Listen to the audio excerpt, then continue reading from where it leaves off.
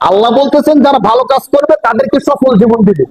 এখন যে ব্যক্তি আরেকজনের জমি আত্মসাৎ করে খাইতেছে সে কি ভালো কাজ করলো না খারাপ কাজ? খারাপ কাজ। এখন এই ব্যক্তি কি সফল জীবন পাবে নাকি ব্যর্থ জীবন? ব্যর্থ জীবন।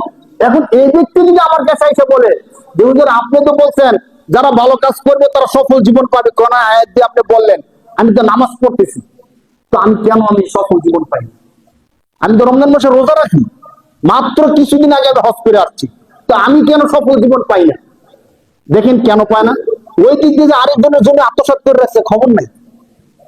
আরেকজনের কষ্ট দিয়ে রাখছে, মিথ্যা মামলায় আরেকজনের জীবনকে জ্বালাপালা করে রাখছে, খবর নাই। শুধু নামাজ পড়তেছে এই জন্য ভালো জীবন চাই। আল্লাহ কখনো ওয়াদা ভঙ্গ করেন না। আল্লাহ কি করেন না বলেন? কখনো ওয়াদা ভঙ্গ। আপনি সত্যিকার অর্থে আমাদের জীবনের মধ্যে কি সমস্যা আছে, আমাদের যে সুস্থ বিবেক আছে, সুস্থ বিবেক দিয়ে একবার ভাবেন আমি কি কি খারাপ কাজগুলো করতেছি। একটু খেয়াল করেন আমি কোন সুদি কারবার করতেছি কিনা। সুদি কারবার ভালো না খারাপ? তাহলে আমি যদি সুদি কারবার করি আমার জীবন কি সফল জীবন হবে না ব্যর্থ জীবন হবে? সহজ কথা। মানুষের মাল আত্মসাৎ করা খারাপ, অতএব আমার জীবন ব্যর্থ হবে না সফল হবে? ব্যর্থ হবে। এইভাবে জীবনটা নিয়ে একটু টেস্ট করে আমারটা আমি আরেকজনকে জানানোর দরকার নাই। যদি আমার জীবনে এমন কাজগুলো পাই যে কাজগুলো বন্ধ খারাপ, এই কাজগুলো ছাইড়া দেন। ছাইড়া দেওয়ার পরে এবার আপনি নামাজ পড়েন, আল্লাহকে ডাকেন, ভালো কাজগুলো করেন। এর পরেও যদি সফল জীবন না পান তাহলে আমার কাছে এসে বলেন। কারণ এই কথাটা আমি বলি না, বলছে কে? বলেন বলছে কে? আল্লাহ বলছে স্বয়ং। ভালো কাজ করলে সফল জীবন দিবেন কে? আল্লাহ। অতএব আপনি খারাপ কাজগুলো ছেড়ে দেন। আজকে থেকে সামাজিক সমস্ত বিশৃঙ্খলা, মারামারি, কাটাকাটি গুলো, যে কাজগুলো আপনার এগেইনস্টে হয় এই কাজগুলো ছেড়ে দেন। দেখবেন সফল জীবন দিবেন কে? আল্লাহ। কিন্তু আমরা জেনে বুঝে অনেক সময় হয় কি সে আমার প্রতিবেশী, সে আমার থেকে বড় হয়ে যাবে, না না, তাকে বড় হতে দেওয়া যাবে না। আমরা চাই ভাই আমার এক ভাই আমার থেকে বড় হয়ে যাবে, আমার থেকে বেশি টাকা পয়সা হয়ে যাবে, না না, দেওয়া যাবে না। তার নামে মামলা দিয়ে রাখবো, এই মামলা বাইতে বাইতে বাইতে বাইতে সে কষ্টের মধ্যে থাকবে। আমার কাছে ভালো লাগে। অনেক সময় এমন করি আমরা, দেখবেন আরে তার নামে মামলা দিয়ে রাখছেন কেন, তাকে হুমকি ধমকি দিয়ে রাখছেন কেন? যেন সে আমার নিচে থাকে, তার সন্তান নিয়ে পরিবার নিয়ে সে আমার উপরে উঠে যাবে, আমি তাকে হতে দিব না। অথচ সে খেয়াল করতেছে না আপনি যে তাকে উঠতে দিতেছেন না, আপনিও উঠতে পারবেন না। আপনি কি দেখছেন যে ব্যক্তি ধরেন একজন আরেকজনকে দৌড়াইতেছে, কোন কারণে একজন আরেকজনকে কি করে আমরা দৌড়াই না? বা ছোট সময় দেখবেন ছোট বাচ্চারা মারামারি লাগলে তখন একজন আরেকজনকে দৌড়ায় ধরার জন্য। এখন যে যাকে দৌড়ায় এখানে কি দুইজন দৌড়াতে হয় নাকি একজন দৌড়ে আরেকজন দাঁড়ায় থাকে? দুইজন দৌড়াতে হয় না? ছোটবেলা কিন্তু আমরা জিনিসটা বুঝি, বড় হলে আর বুঝি না। আপনি যে তাকে কষ্ট দিতেছেন বড় না হওয়ার জন্য, আপনি যে তাকে দমায় রাখার চেষ্টা করতেছেন, আপনি কি জানেন আপনি ক্ষমতা আছে, শক্তি আছে, টাকা আছে, বুঝ বুদ্ধি আছে, এই জন্য তাকে আপনি দমায় রাখতে চাইতেছেন, তার উপর হামলা মামলা দিয়ে রাখছেন। কিন্তু আপনি তাকে এই কাজটা করতেছেন, তার একজন মালিক আল্লাহ আছে নাকি নাই বলেন? সে বুঝুক অথবা না বুঝুক, তার আল্লাহ তাকে যে আল্লাহ সৃষ্টি করছেন ওই আল্লাহ বুঝি কি বুঝে না? বুঝে। আপনি তাকে যতটা কষ্ট দিবেন আল্লাহ আপনাকে এর চেয়ে হাজার গুণ বেশি কষ্ট দিবেন। অতএব আপনি মনে করেন না যে তাকে আমি বড় হতে দিব না, আপনিও বড় হতে পারবেন। আর যদি বড় হন আপনার টেনশন পেরেশানি হামলা মামলা, হয়তো আপনার এই ভাই আপনার নামে মামলা করবে না, আপনি প্রতিবেশী আপনার নামে মামলা করবে না, এমন একজন লোককে আল্লাহ দাঁড় করাই দিবে যে মামলা করবে আপনি মামলা থেকে ছুটতে পারবেন না। এমন একজন লোক আল্লাহ আপনার উপর চড়াও করে দিবে যার কথা আপনি বুঝবেন না, যার সামনে আপনি দাঁড়াতেও পারবেন না। অতএব আমরা যে আলোচনাটা করতেছিলাম, আল্লাহ বলতেছেন যদি পুরুষ হোক অথবা মহিলা হোক, মুমিন অবস্থায় যদি কেউ ভালো কাজ করে আমি আল্লাহ তাকে কি দিব? সফল জীবন দিবই দিব। কাজ করতে হবে কি কাজ ভাই? ভালো কাজ। কি কাজ করতে হবে? কল্যাণ খারাপ কাজ। আশা করি ভালো জীবন সম্ভব? সম্ভব না।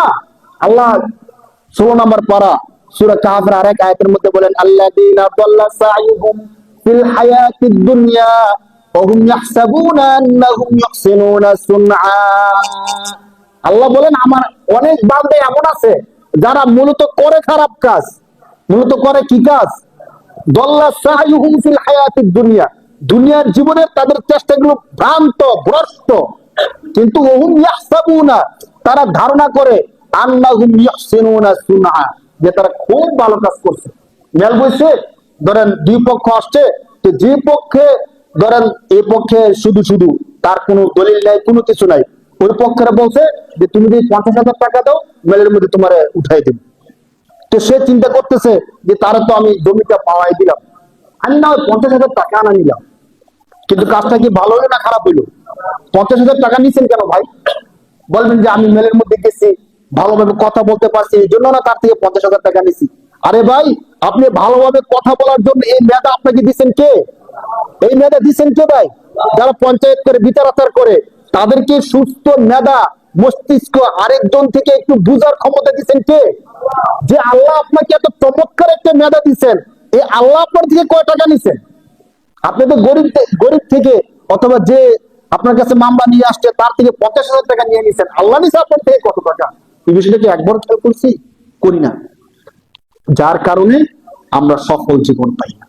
কোরআন শরীফে যে আল্লাহ বলছেন সফল জীবন দিবে, এই সফল জীবন আমরা পাই না। আরেকটু পিছনে যান, এর পিছনের সপ্তাহে আমরা আলোচনা করছিলাম যে আমাদের সামনে একটা ভয়াবহ রাত্রি আসতেছে, যে রাত্রিতে আমরা পিছনের 1 বছর চলে যাওয়ার কারণে গুনাহ করছি, অপরাধ করছি, এই অপরাধ থেকে আল্লাহর কাছে তওবা করব। আল্লাহর কাছে কি করব? যে আল্লাহ, এই বছরটা আপনি আমার জীবনে দিয়েছিলেন, আমি তো সঠিকভাবে ব্যয় করতে পারি না, গোড়া করে ফেলছি শয়তানের দোকায়, নফসানি খায়াতের দোকায়, আল্লাহ আপনি আমাকে ক্ষমা করে দেন, এই কথাটা বলবো। এই কথা না বলে আমরা কেউ যেন আতশবাজি, ফটকাবাজি, ফানুস ইত্যাদি ফুটাইয়া যেন আমাদের টাকাও নষ্ট না করি, মানুষের কষ্টের কারণ না হই, সমাজের মধ্যে বিশৃঙ্খলা না করি, এই কথাটা আমরা বলছিলাম না বলেন? কিন্তু এই কথাটা কি মানুষ রাখছে?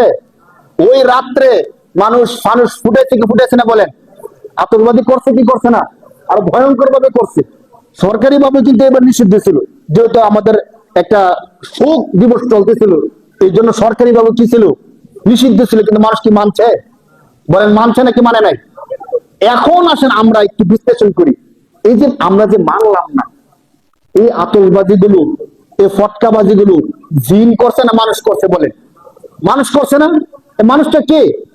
আমাদের কারো না কারো সন্তান, আমাদের কারো না কারো সন্তান, হয়তো আমরা নিজেরাই করছি, অথবা আমাদের কোন সন্তান করছে, অথবা আমাদের বাতিজা, অথবা আমাদের বাসার মধ্যে থাকে এমন কোন ব্যক্তি করছে।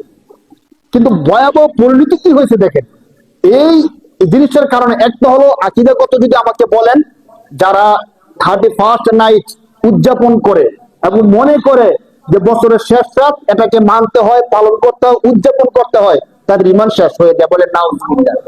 কেউ যদি মনে করে বিশ্বাস করে ওই দৃষ্টিকোণ থেকে করে, তার ঈমান শেষ ইসলামী দৃষ্টিকোণ থেকে। আর সামাজিক দৃষ্টিকোণ থেকে একটু দেখেন, এই কাজটা করার কারণে যে পশু পাখিগুলো রাতার আদের ঘুমায় ছিল, এই কাজটা তো করছে 12টা বাজে, তো তখন পাখিগুলো কি ছিল ভাই? ঘুমাইতেছিল। এই আওয়াজে অসংখ্য পাখি মারা গেছে কি গেছে না? আপনারা দেখছেন সোশ্যাল মিডিয়ায়, বা স্বাভাবিকভাবে মারা যায়, উড়াউড়ি করে। এই যে আমার একটা কারণে একটা পাখি মারা গেল, আর অনেক ক্ষতি হয়েছে। আমি ওইগুলো বলবো না, শুধু একটা পাখির দিকে আসেন, যে পাখি দিয়ে আমাদের তেমন, মানে আমরা এই পাখিকে পালনও করি না, খাবারও দেই না, দেই না। এই পাখিকে লালন পালন করে কে? আল্লাহ। থাকার জায়গা দিচ্ছে কে? আমার কাছে কিচ্ছু পাখিটা চায় না, কিন্তু রাতের এই খারাপ কাজটা করার কারণে আমি একটা পাখির জীবন ধ্বংস করে দিচ্ছি। আমি একটা পাখির জীবন কি করে দিছি ভাই? এই পাখিটার পরিবার আছে নাকি নাই? পাখি কিন্তু পরিবার আছে, না থাকলে বাচ্চা হয় কোথেকে? দিন দেয় কি করে? তাহলে পাখিটা যে মারা গেল, আপনি দেখেন একটা পরিবার ধ্বংস করে দিছে।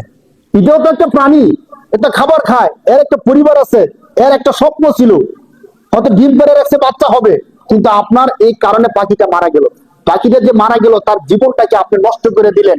এখন যদি আল্লাহ আপনাকে হাসরের ময়দানে দাঁড় করায় বলে, এই যে পাখিটা তুমি মারছো, এই পাখিকে তুমি বানাইছো? বলেন আমরা বানাইছি? বলবেন না, আল্লাহ আমি বানাই নাই। এই পাখিকে তুমি খাবার দিছো? না, আল্লাহ আমি দেই নাই। পাখিকে কেন মারছো? তোমার সমস্ত গুনাহ আমি ক্ষমা করে দিলাম, তুমি জান্নাতে যাইতে পারবা, শুধু এই পাখিটাকে যে মারছো, এই পাখিটার জীবনটা তুমি ফিরে দাও। বলেন আমাদের কারো বাপের সাহস আছে একটা পাখির জীবন ফিরিয়ে দিব? নিজের জীবনে রাখতে পারি না, নিজের জীবনের গ্যারান্টি নিজের কাছে নাই, পাখির জীবন দিব কোথেকে ভাই? পৃথিবীর মধ্যে এমন কোন বিজ্ঞানী আছে যে একটা পাখি বানায় তার জীবন দিতে পারবেন? বলেন। আধুনিক এই জীবনে এসে আমরা তো সবকিছু তৈরি করছি, মানুষ মারার মতো এবং বোম তৈরি হয়েছে, একটা বুম দিয়ে পুরো শহর ধ্বংস করে দেওয়ার মতো তৈরি করছি, কিন্তু ছোট্ট একটা চড়ুই পাখি সারা বিশ্বের সমস্ত বিজ্ঞানী মিলে তৈরি করতে পারবে? বলেন পারবে? পারবে না। তাহলে আমি কেন মারলাম? কোরআন শরীফে আল্লাহ তাআলা স্পষ্ট বলছেন, ওয়ালা তাকতুলুন নাফসাল্লাতী হারামাল্লাহু ইল্লা বিল হক। সূরা বনী ইসরাঈলের 4 নম্বর পারার আয়াতের মধ্যে আল্লাহ বলতেছেন যে অন্যায়ভাবে কোন প্রাণীকে তোমরা হত্যা করো না, এই ঘোষণা করছেন কে? কিন্তু আমি যে হত্যা করলাম, যদি আল্লাহ সব ছেড়ে দেন, শুধু একটা পাখির কারণে আমাকে আল্লাহ ধরেন, আমি কি বাঁচতে পারবো? এই কাজটা কেন করলাম বলে? আর কত অসুস্থ মানুষের কষ্ট তো হয়েছে, কত বাচ্চা আছে কষ্ট তো পাইছে। এই যে আমি যে তাদের জীবনে কষ্টের কারণ হইলাম, আমাকে আল্লাহ কষ্ট দিবেন কি দিবেন না বলে? এরপর আমরা এসে বলি যে আমার জীবনে এত অশান্তি কেন হচ্ছে, আমি কেন শান্তি পাই না, কেন আমার পরিবার আমার কথা শোনে না, কেন আমার আর্থিক টেনশন লাগেই থাকে, হুজুর কেন আমার এই হয় এই হয়, এগুলো বলতেই থাকি। আপনি একটা পাখির জীবন ধ্বংস করে দেন নাই? আপনি কি মানুষের জন্য কষ্টের কারণ হন নাই? সর্বোপরি এই কথাটা বলবো, আসেন আমরা নিজের জানতে কারো কষ্টের কারণ হবো না, বলেন ইনশাআল্লাহ। আসেন না এখন থেকে নিজে একটু বিশ্লেষণ করি যে আমি যে কাজগুলো করতেছি, আমার কাজের কারণে কেউ কষ্ট পাইতেছে কিনা, আমি যে জমি আত্মসাৎ করে রাখছি এই জন্য কেউ কষ্ট পাইতেছে কিনা, আমি যে টাকা মানুষের বাইরে রাখছি, ঋণ এনে রাখছি, বছর কি বছর মানুষ ঘুরতেছে আমার পাশে আসতেছে, বারবার টাকা দিতেছি না, এই জন্য সে কষ্ট পাইতেছে কিনা। এইভাবে সবগুলো বিচার বিশ্লেষণ করে আপনি সবগুলো সমাধান করে দেন, আল্লাহর ইবাদত করেন। অবশ্যই অবশ্যই আল্লাহ যে ওয়াদা করছেন যে আমি আল্লাহ সুন্দর শান্তিময় সুশৃঙ্খল জীবন দিব, সেই জীবন আল্লাহ দিবেনই দিবেন ইনশাআল্লাহ। এই জন্য আসা আজকে আমরা প্রতিজ্ঞা করি, নিজে ভালো থাকতে হলে আরো 10 জনকে ভালো রাখতে হবে। 10 জনকে কষ্ট দিয়া, আল্লাহর সৃষ্টিকে কষ্ট দিয়ে কখনোই ভালো থাকা সম্ভব না। বলেন সম্ভব? সম্ভব না। এই জন্য আমরা বোঝার চেষ্টা করি। আল্লাহ তাআলা আমাদের সবাইকে বোঝার তৌফিক দান করুন, বলি আমিন।